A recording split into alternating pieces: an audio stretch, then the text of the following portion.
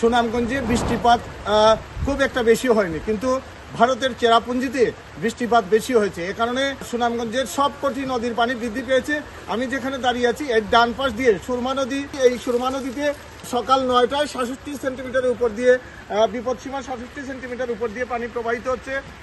এছাড়া ছাতকে সুরমা নদীর পানি 150 সেন্টিমিটার উপর দিয়ে প্রবাহিত হচ্ছে।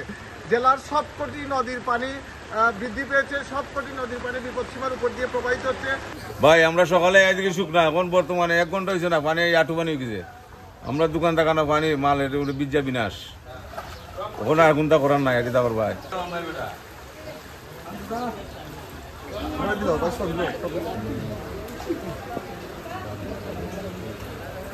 এখন পর্যন্ত যেটি অবস্থা হয়েছে, আমি যেখানে দাঁড়িয়ে আছি সেটি সুনামগঞ্জের কাঁচা বাজার। এই কাঁচা বাজারের সবকটি দোকানে পানি উঠেছে এবং দোকানদাররা আমাদেরকে যেটি বলেছেন, তাদের সকালে এসে তারা যখন দোকান খুলেছেন দেখেছেন যে সবকটি দোকানে পানি। এখন অনেকেই মালামাল সরানোর চেষ্টা করছেন, কিন্তু বেশিরভাগ দোকানের মালামাল ভিজে গেছে। আবহাওয়া অধিদপ্তর থেকে আবহাওয়া অধিদপ্তরের দায়িত্বশীলরা জানিয়েছেন যে আগামীকাল বৃষ্টি, ভারী বর্ষণ হবে এবং আজ রাত থেকেই ভারী বর্ষণ শুরু হবে।